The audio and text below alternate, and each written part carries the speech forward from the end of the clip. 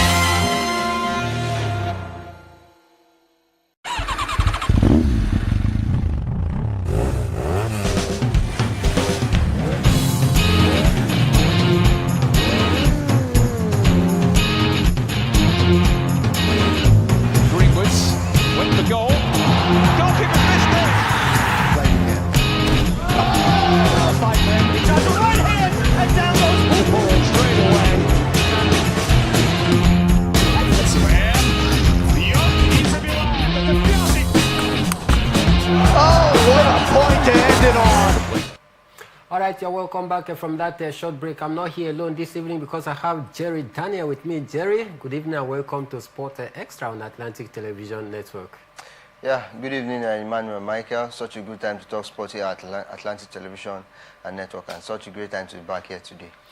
Great time to be back here. Let's start off from the home scene before we move to football this evening. I can tell you that the National Sport Commission undertook another inspection of sporting facilities in Enugu State as preparation continues for the 23rd edition of the National Sport Festival, scheduled to hold in 2026.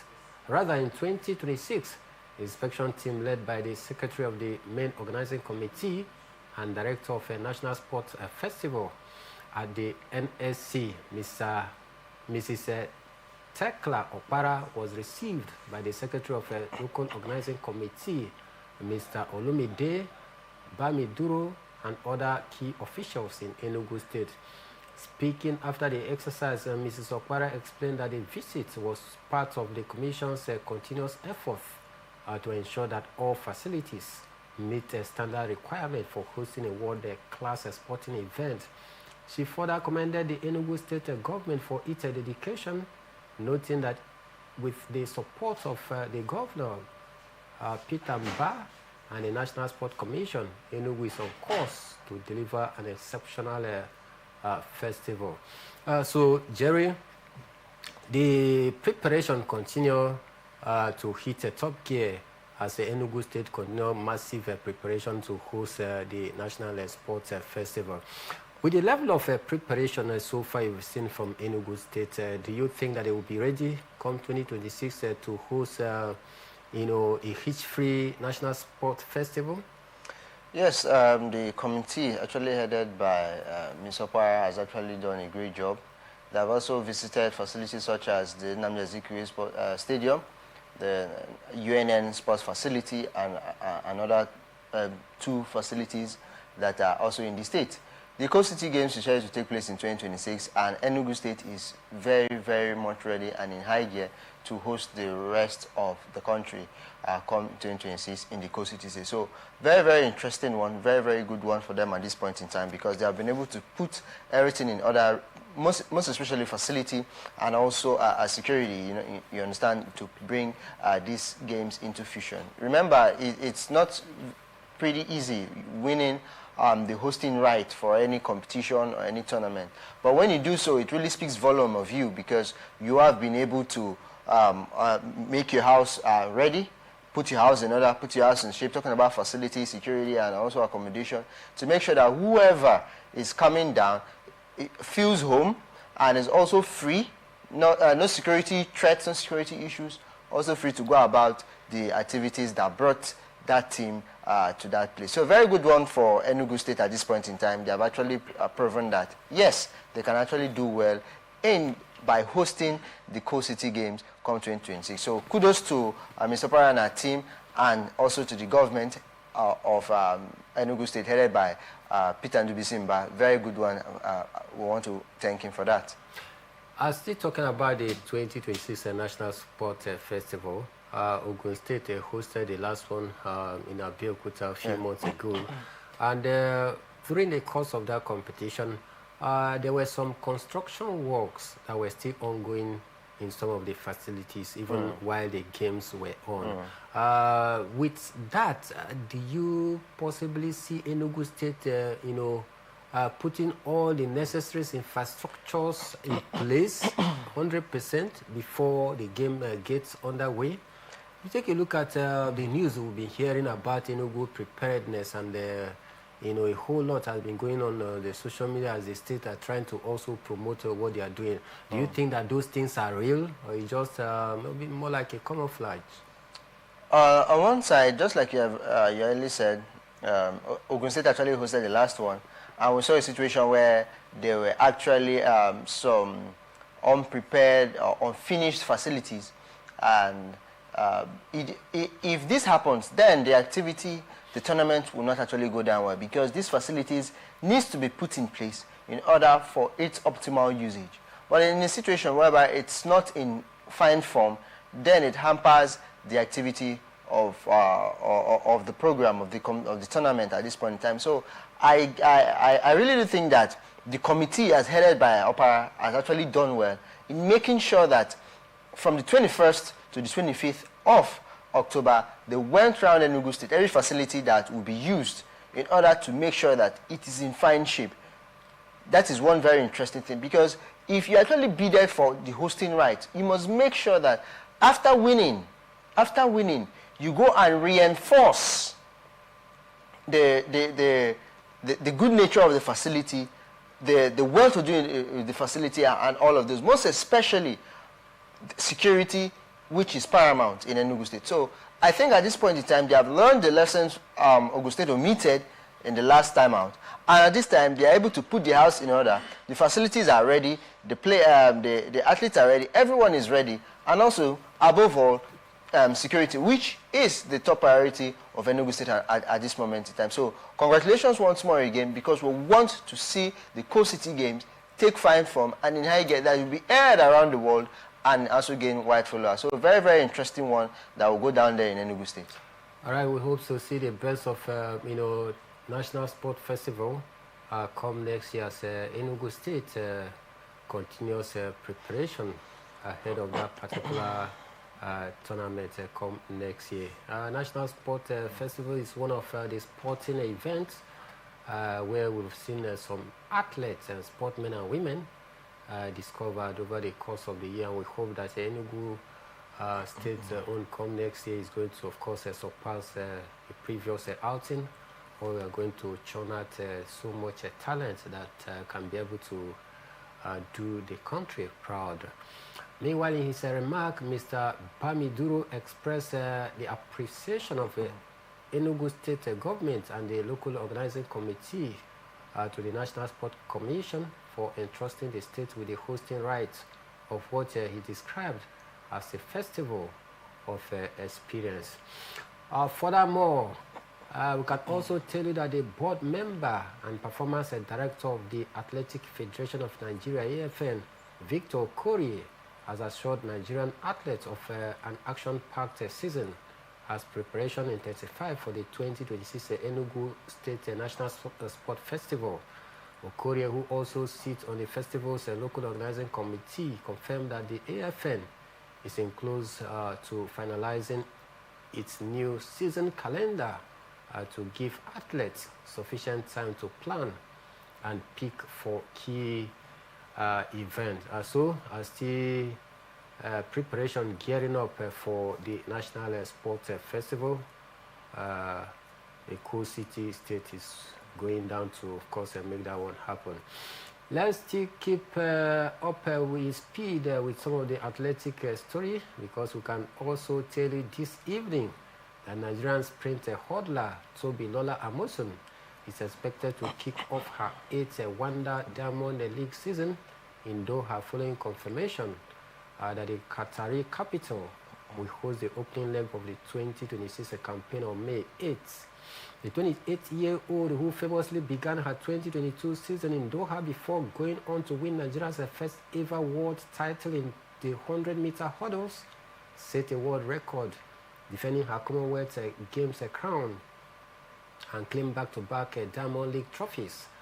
I will be aiming to replicate that historic feat. Amosa returned to form in 2025 with a silver medal at the World Athletic Championship in Tokyo, bouncing back from her disappointing 2024 season in which she failed to reach the Olympic final. Attention will now also focus on other athletes such as Brume and the rest of them. So, Jerry, Tobilola Amosun, ever present, ever ready.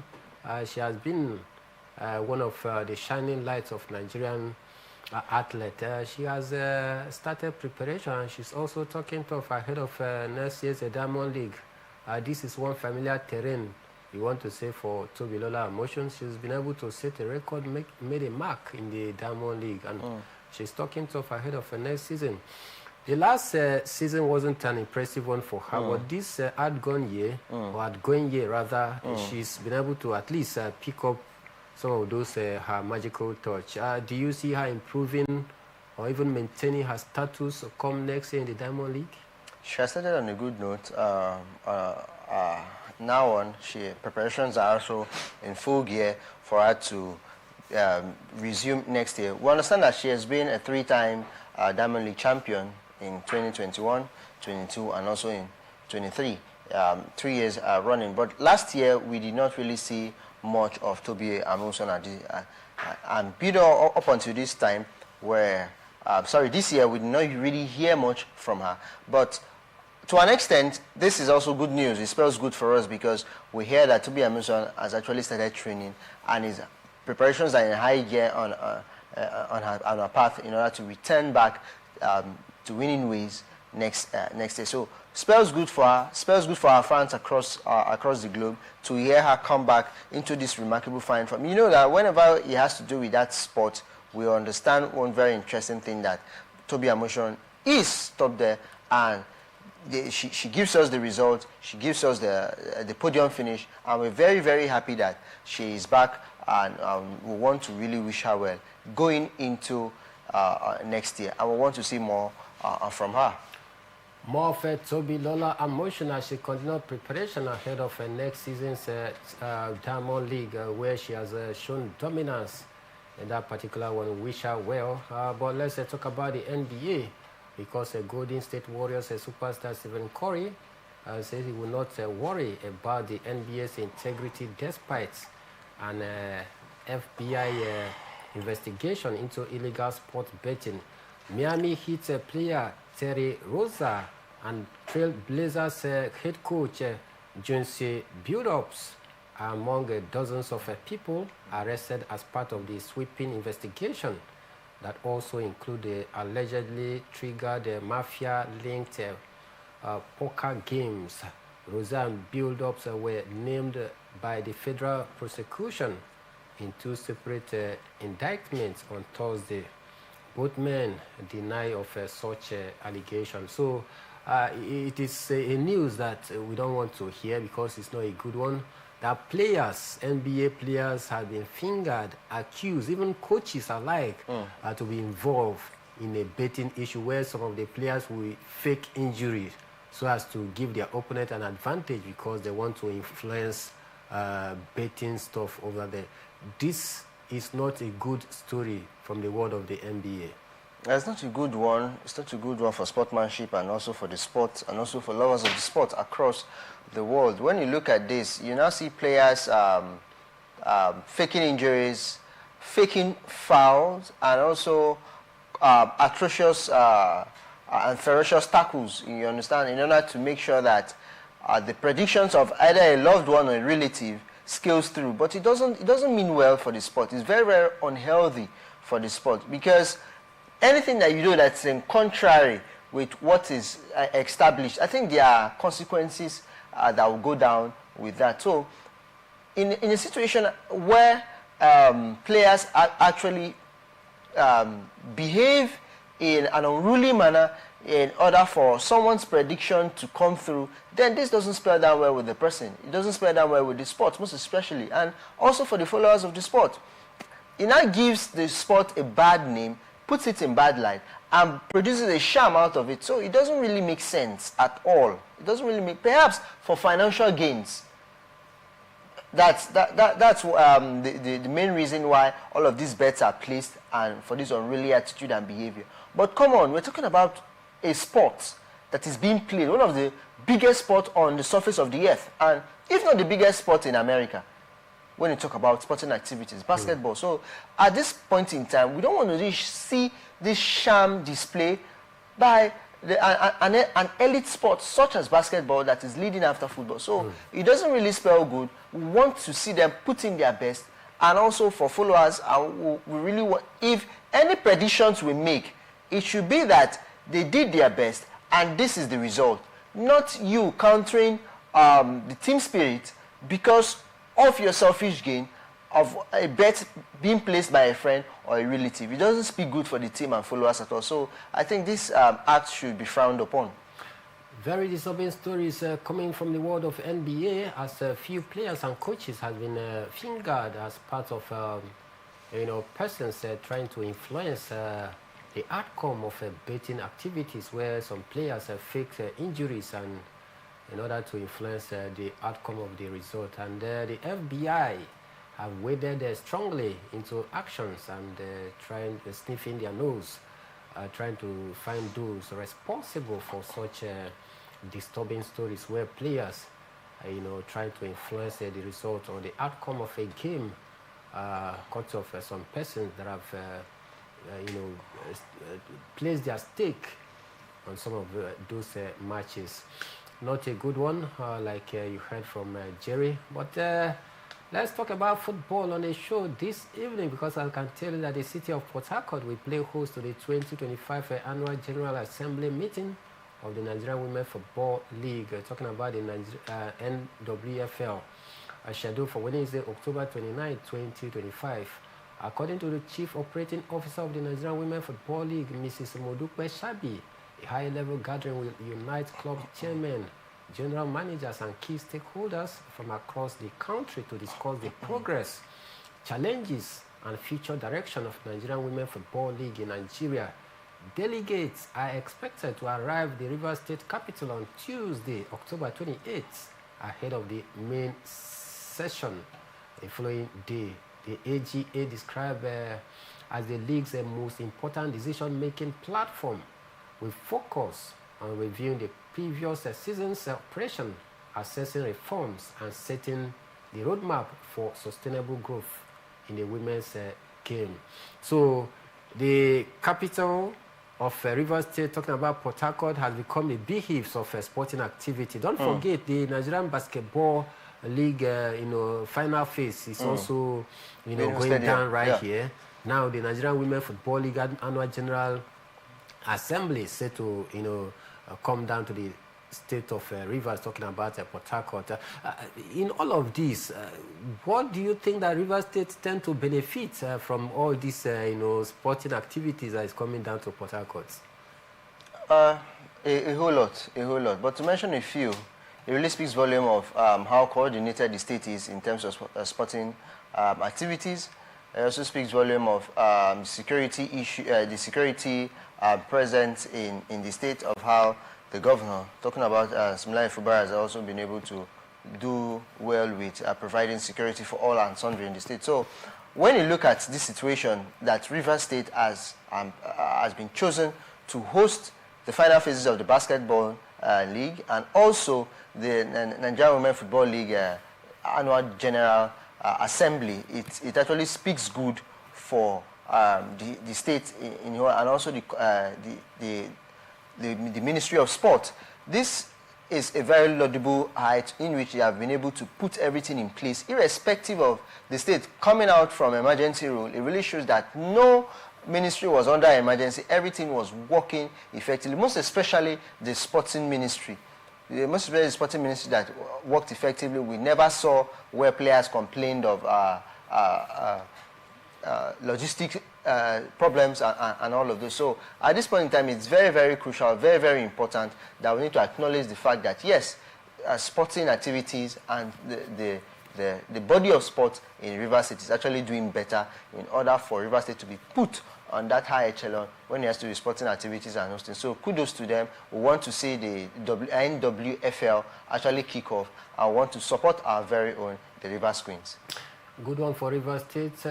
One of the key highlights of this year's event would be the announcement of the 2025/2026 Nigerian Premier Football League Premiership kickoff dates and the official Premiership draw, which will determine fixtures for the new season. Speaking on the upcoming Congress, Mrs. Shabi expressed optimism that the AGA will foster constructive dialogue among participants.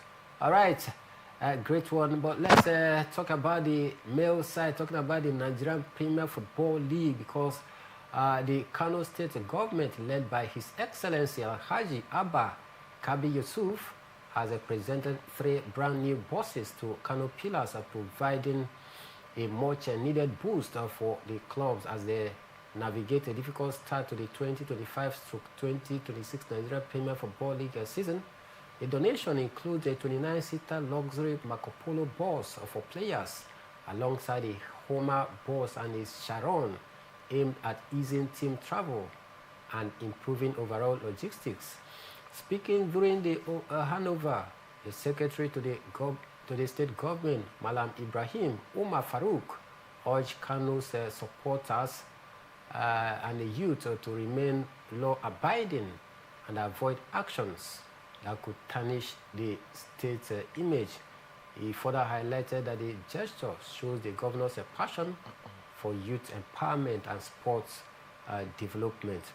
Great one. Despite the poor start of Kano Pillars in the Nigerian Premier Football League, yet the governor is still doing the needful, providing them with a very good bus to ease their traveling movement and logistics. Yes, it's very, very good. Despite their poor start, having played 8 games, losing 4, drawing 2, winning 2, the governor still found them worthy of giving out or doling out this 3 executive vehicles and luxurious ones at that matter in order to aid their travels. You know, it's very, very hectic when you go by road to a very far distance to actually play an away game. Imagine Kano Pillars coming down to Rivers State to play Rivers United at the Adoke Amisimaka Stadium, and they actually plying the roads. You know how hectic it will be if you're not in a luxurious vehicle. Then it's more hectic because it now puts you under strain mentally, physically, and psychologically. Otherwise, on all grounds, you won't be readily and physically fit to also to face your opponent. So at this point in time, timely intervention by the governor, talking about Abba Kabir Yusuf at this point, in order to make sure that Kano Pillars actually being given the best, irrespective of them sitting 18th on the log table, but they are also going to climb up as the case, because we don't want to see Ramadan, we just want to see Kano Pillars continue playing in the NPFL despite the poor start. So good one. This also is a morale booster to them that yes, this has been given to us. In return, when much is given, much is also expected. To whom much is given, much is also expected. Kano Pillars Football Club should show return of such a gesture back to the governor by making sure that they start winning games because they are currently seated 18th in the Nigerian Premier Football League with just 8 points after 8 games played. Just like you listened to, Jerry rolling out the numbers. 8 games played, 4 losses, 2 draws, and 2 wins. So now that the governor have decided to, of course, upgrade them and award them, or rather give them that Marco Polo bus to ease their traveling, movement. We hope that this one is going to play a key role towards transforming Kano Pillars and the players in their quest to, get back to winning ways. Jerry, earlier, in the day, a few hours ago, rather, the Super Falcons were in action as they took on their Beninois counterpart in the WAFCON qualifier. And I can tell you that the Super Falcons won that particular game 2-0. But I listened to our, dear Samuel, the MCR man right here in the studio, who is an ardent follower of the Super Falcons, saying that 2-0 is too poor. Taking a look at the standard of the Super Falcons. Do you agree with him? I don't. He's not a sport analyst. I don't know why he's even there. Like I said, he's an ardent Super Falcons fan. Okay, an ardent Super Falcons fan. Yes, that is the only team that he's fine with all of his chest. All of his chest and all of his heart. The next one, we'll put him in the field of play to get the third goal for them. But that aside, they actually did a very good job there, by as well putting 2 past their Beninois counterparts. Talking about the Beninese women team. It's also very, very interesting to know that Justin Madugu, leading into this one, also said that they needed to get a win in order to come back on home ground and also make the fixture less intensive. Because when you go out there and you don't get a win, perhaps you lose. Imagine if the result was the other way around. When coming back here, you now have a whole lot of problems to face because you now look at it. What do? You correct the wrongs. And what if it doesn't work out for you? And now we have Jennifer Echegini was even missing in the frail. But we managed to even get to pass them. So it's very, very easy. So leading up into the next game, our home fixture, is going to be an easy ride for them. But they shouldn't take Beninese for granted because remember it's just 2 goals and we have seen 4 goals being scored in 13 minutes. So talk about 2. So they shouldn't be taken for granted. They should come out all out, play, make sure that they get 3 goals at this point in time so that they can conveniently and comfortably advance into the next round. All right, at this point, we'll take a quick break. When we are back in the second half of the show, we'll take you through the rest of the football stories. We can tell you that Ajax manager is in the news. What is he saying this time around? We'll let you know some big English Premier League fixtures this weekend will also come your way. Don't also forget that this weekend in the Spanish La Liga, it is the El Clasico. It makes a return. We'll do well to take you through that. We'll be back in a jiffy. Don't go anywhere because this is Atlantic Television Network. So now this is when you're at the best. And when you're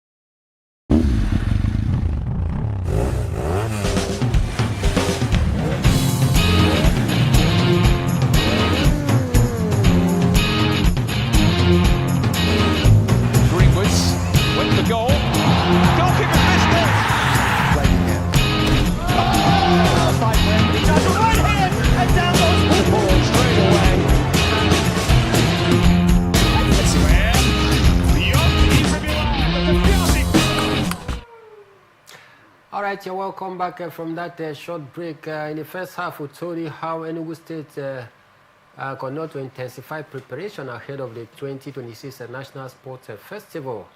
And of course, we also brought you a gist in the world of athletics, how Tobilola Amosun is also preparing massively for her Diamond League opener come 2026. We also showed you how the Super Falcons edged past their Beninois counterparts in the Women African Cup of Nations Cup qualifier 2-0 a few hours ago. And let's head straight to Europe this evening. And there's no other place to start than the UEFA Champions League. And the manager of Ajax, talking about John Hettiger, has named Chelsea among the better teams in the UEFA Champions League this season. Hettiger spoke after his side were thrashed 5-1 by the Blues in the UEFA Champions League at Stamford Bridge on Wednesday night. Recall that goals from Magui, Moise Caicedo, Enzo Fernandez, Estevao Williams and Tariq George gave the Premier League West London club the victory against Ajax. Ajax's next game is against Twente in the Eredivisie come Sunday. Jerry, this statement from Ajax manager, is this stemming from the fact that he suffered a humiliating defeat in the hands of Chelsea, and that is why he has come out to label Chelsea as one of the best teams in the UEFA Champions League this season? Or you think with what you've seen of this Chelsea, after winning the Conference League last season, also won the Club World Cup, they have started the season not in a bad note, you think that there is an atom of truth in what the coach of Ajax has said about Chelsea? Yes, there's an atom of truth, but to an extent, may not really be as emphatic as he puts it, because at this point in time, we understand that Chelsea has actually played 3 games in the UEFA Champions League and has actually won 2. The first game against Bayern Munich was a loss. Second game, a narrow win against Benfica, and the third game against Ajax, an emphatic 5-1 thrashing of the Dutch club. So, yes, John Hettiger has his own perception of it, and is really has really pleased Chelsea in that position where he's actually calling them champions and actually the best. Enzo Maresca has really done well with this Chelsea side, winning the UEFA Conference League and also winning the Club World Cup. Nobody saw the Club World Cup coming. I did not see the Club World Cup coming. I was thinking it would dance to the way of PSG, Real Madrid or Manchester City. But come on, look at it now. Eventuality happens, and Chelsea is crowned champions at the end of the day. So very, very fine one for them. The London club has actually proved that they can contest, and they're formidable. Even in the league, the Premier League, we have not ruled them out at all. We can't even rule Chelsea out of the fray, saying that Chelsea cannot be crowned champions. But at this point in time now, we can actually say that yes, they play good football, recruited young players for the future, and Enzo Maresca is actually doing well with these players to make sure that they actually get the result game after game. So very good one for them, and we want to see them win games thus far in the Premier League. Good one for Chelsea Football Club, even as the coach of Ajax has languished and showered praises upon Chelsea Football Club after they suffered a 5-1 defeat in the hands of the Stamford Bridge-based side. And he has labeled them as some of the best teams in the UEFA Champions League. But then, I don't know what you make of that. Chelsea currently seated in 11th in the UEFA Champions League table with 6 points after 3 games played. They have won 2, lost 1, scored a total of 7 goals, conceded 4. But the coach of Ajax has come out to say that Chelsea, yeah, they're among the best team in the UEFA Champions League. Do you agree with that, or you think that he was just speaking because he suffered a 5-1 passion in the hands of Chelsea? But then, just like you heard from Jerry, Jerry, you are still insisting that Chelsea is a team to be reckoned with this season. You think that they have gelled enough despite the crops of a young talent they find? In fact, their last game, they actually created a record, having 3 of their young, players scoring in the UEFA Champions League. With this Chelsea Enzo Maresca's tutor side, do you see Chelsea making any statement of intent in the UEFA Champions League this season? Maybe too early to actually say that. Yes, every team wants to participate and win it.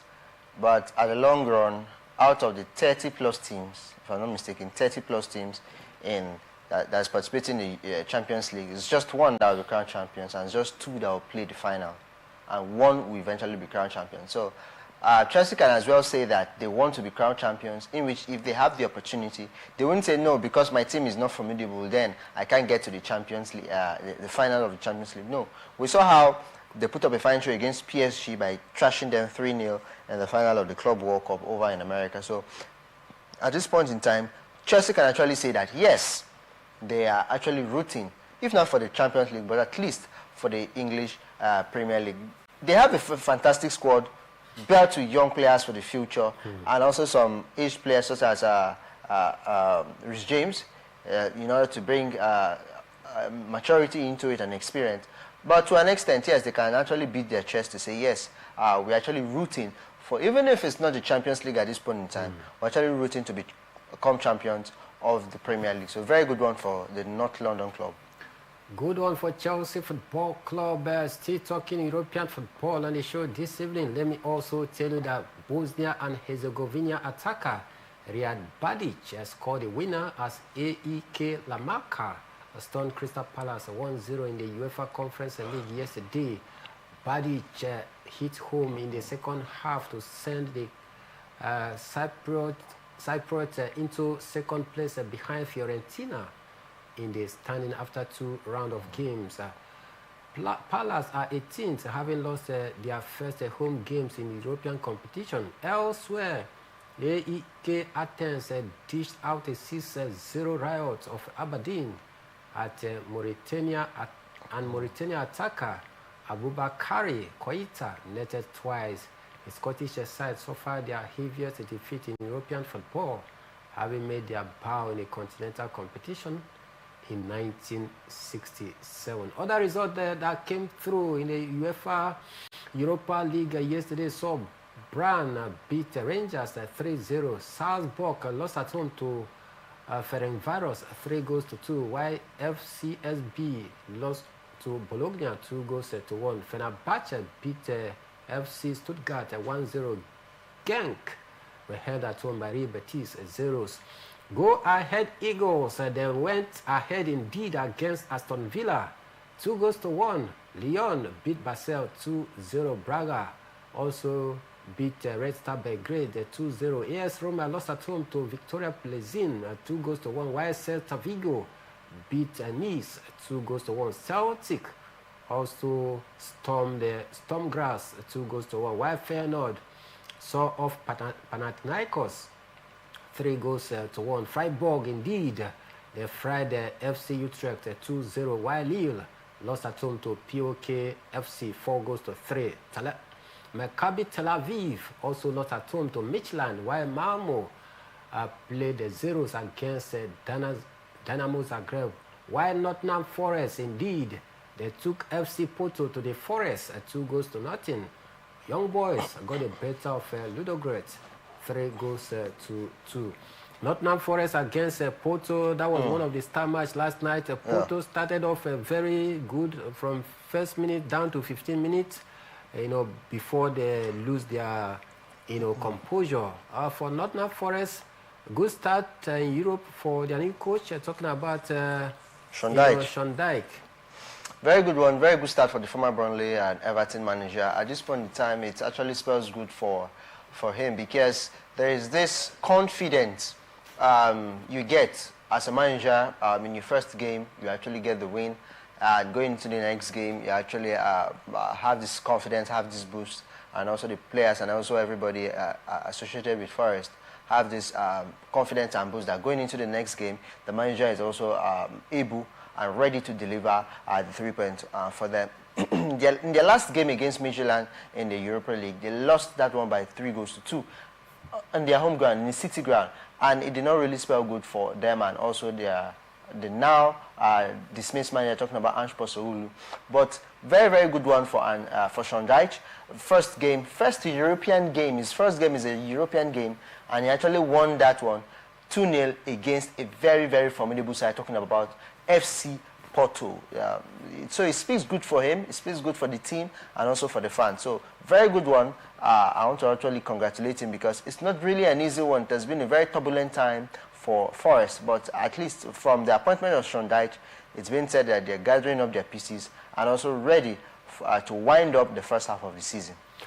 All right, there will be some English Premier League fixtures this weekend, starting from tonight, being Friday, because I can tell you that Leeds United will be in action against West Ham, and West Ham is traveling away from home, hoping to, harm Leeds. Jerry, can this one be possible? Can West Ham go away from home to harm Leeds United tonight? It's going to be a very thick one, because both teams lost their previous game. Their last game, both teams lost them. And Leeds United are playing on home soil, whilst Nuno Espirito's Army travel down to that stadium. So it's a very, very thick and fierce contest for both managers, because they want to actually get the 3 points from that one. But the best takes it home. They might as well settle for a point apiece at the end of the 90 minutes. But at this point in time, Nuno Espirito Santo is looking for his first win as manager of West Ham United, and also Daniel Farke is also looking for a win after losing 2 games in a row. So very, very bad time out for both clubs. They're actually rooting for the 3 points. But at the end of the 90 minutes, it's either a winner emerges, a loser, or ends in a deadlock. All right, on Saturday, we can tell you that Chelsea at the Stamford Bridge will be in action against Sunderland, while Newcastle United will hope to take all 3 points against Fulham. Manchester United as well, we're hoping to build on their impressive record against Liverpool, where they won the Reds 2-1 over the weekend. They will be hosting Brighton and Hove Albion this weekend, Saturday to be precise, while Brentford will be at home against Liverpool. Jerry, Manchester United against Brighton and Hove Albion. It has not always been a very good, one. Outing, whenever Manchester United get to meet Brighton. But then, with the victory against Liverpool in the last English Premier League game, do you think that United will be spurred up to build on that against Brighton and Hove Albion tomorrow? Yes, it will actually boost them, because just like we said off camera, off studio, I said that I did not really see Manchester United getting 3 points against Liverpool as they did in the weekend on last Sunday, but they were able to rise up to the occasion, become a very, very formidable team, and in Anfield they actually got the 3 points in their bags and actually went back to Old Trafford. So it actually spells good for them, the Manchester club, having for the first time in 35 games winning back-to-back Premier League games. It actually spells good for the manager, talking about Ruben Amorim, and also to the owner and the fans, players most especially. So it's a very good one. We know that Brighton and Hove Albion is a very, very formidable opponent to Manchester United at this point. Even Manchester City. This season we saw Brighton and Hove Albion beating Manchester City. So a very, very formidable one for Manchester United coming tomorrow. Very, very big one for them. But the win against Sunderland and Liverpool consecutively is a morale booster for the Manchester-based club going into the tie against Brighton. So they might as well get the 3 points also. It's a case of might under probability if Manchester United would take all 3 points against Brighton and Hove Albion to make it a back-to-back win for Ruben Amorim, after breaking that dog of having failed to win consecutive games for Manchester United in the English Premier League since he was appointed. But then he was able to break that dog last week against Liverpool. Can he make it 3 out of 3?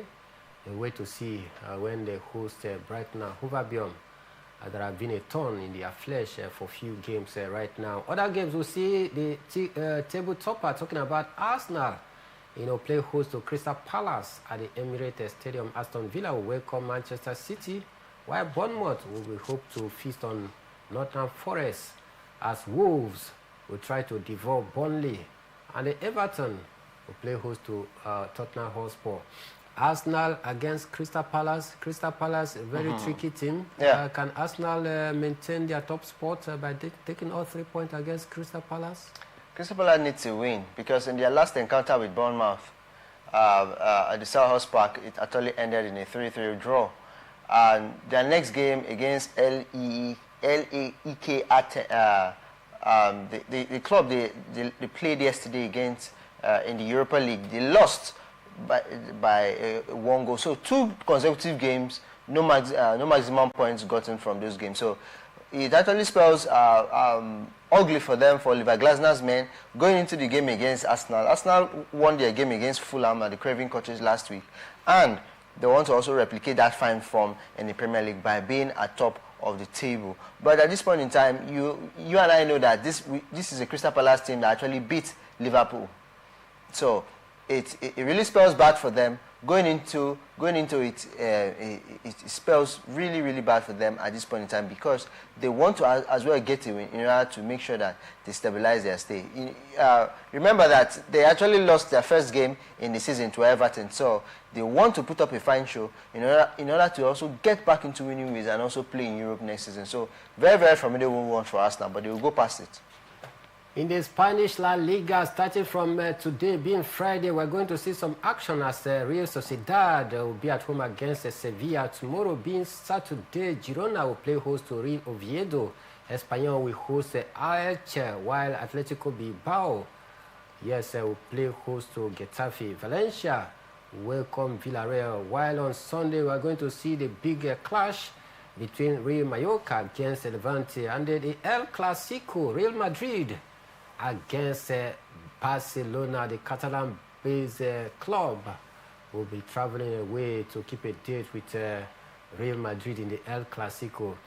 This is one of the most followed games across the globe, El Clasico. Some have said that the El Clasico has lost its standard, the Savo, that high hype and expectations where Cristiano Ronaldo and Lionel Messi will be on the opposing side. I mean, this weekend El Clasico, do you see it living up to the billings like in the past? Yes, I see it living up to the billings. Real Madrid have actually recruited the likes of Kylian Mbappe, Arda Güler, just to mention a few. And Barcelona also has a wonder boy in terms of Lamine Yamal, Marcus Rashford, so that makes it much more interesting and intriguing.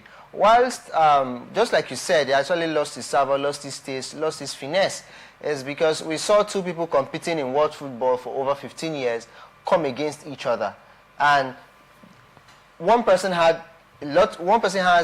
the fan base, the other person also has a very good number of fan base. So, Clash of Titans, we saw it as the biggest game on the planet of the earth when it has to do with football, club football per se. But at the long run, we saw a Cristiano Ronaldo move out from Real Madrid. We saw a Lionel Messi move out from Barcelona, and El Clasico wasn't the talk of the town again. But now it is also the talk of the town when you have Lamine Yamal also line up against Kylian Mbappe in the starting 11. So very formidable one for Spanish football. They're very big one for them.